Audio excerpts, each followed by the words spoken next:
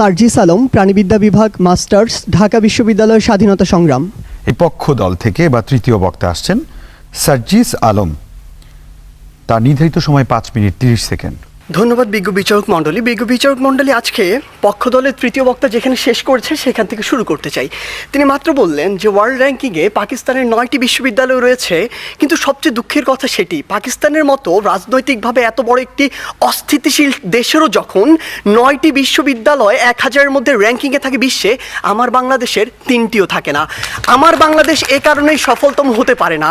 তিনি আজকে বললেন আমরা নাকি আমাদের যে স্বপ্ন সেটিকে বিশ্বাস করি না।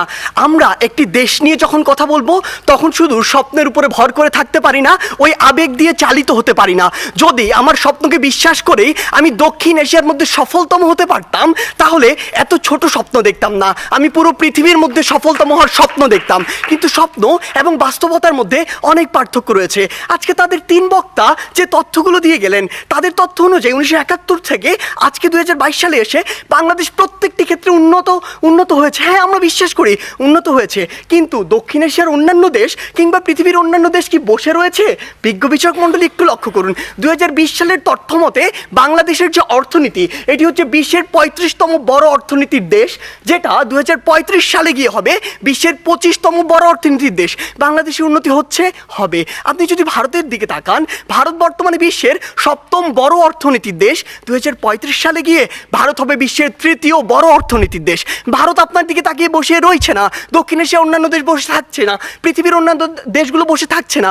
আমাদের কথা হচ্ছে, যখন আমরা দক্ষিণ এশিয়ার সফলতম হতে চাইবো, আমাদের সামনে যে একটি ব্যারিয়ার রয়েছে ভারত, সেটিকে আমাদের টপকে যেতে হবে। কেন আমরা যেতে পারবো না, কোথায় কোথায় সে বাধাগুলো রয়েছে, সেগুলো নিয়ে আজকে আমরা কথা বলবো। তারা আজকে বললেন আমরা আন্তর্জাতিক অনেক স্বীকৃতি পেয়েছি। হ্যাঁ, আমরা অসংখ্য স্বীকৃতি পেয়েছি, কিন্তু আপনি এটি কেন বলছেন না যে ট্রান্সপারেন্সি ইন্টারন্যাশনাল 2021 সালে বলেছে দক্ষিণ এশিয়ার সবচেয়ে দুর্নীতিগ্রস্ত দেশ বাংলাদেশ। তারা বলেছে অন্তত আফগানিস্তানের পিছনে বাংলাদেশ রয়েছে, নেপাল, ভুটান, এদের চেয়েও বাংলাদেশ বেশি দুর্নীতিগ্রস্ত দেশ। আপনি কেন এটি বলছেন না? বিগত 15 বছর ধরে আপনার দেশ থেকে যে পরিমাণ অর্থ পাচার হয়েছে, তা দিয়ে আপনার দেশে 2 বছরের বাজেট দেওয়া যেত।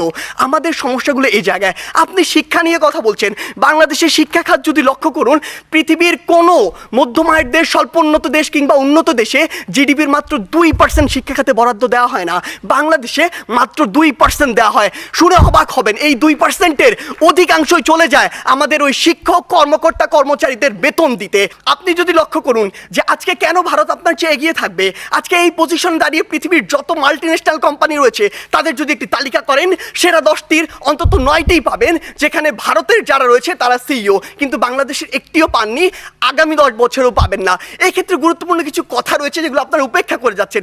আপনারা কিভাবে ভারতের সাথে তুলনা করেন? একটু আগে একটি হাস্যকর কথা বলে গিয়েছেন যে ভারতে নাকি 0.2 মিলিয়ন, অর্থাৎ মাত্র 2 লক্ষ মানুষ বিদ্যুতের সুবিধার কাছাকাছি যেতে পারেনি।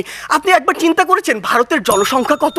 130 কোটি জনসংখ্যার একটি দেশ, আর আপনি 17 কোটি জনসংখ্যা নিয়ে ভারতের সাথে তুলনা করছেন। আপনি যদি 17কে 130-এর সাথে তুলনা করে সে অনুযায়ী গুণ করতেন, তাহলে দেখবেন ভারত আপনার চেয়ে অবশ্যই এগিয়ে রয়েছে।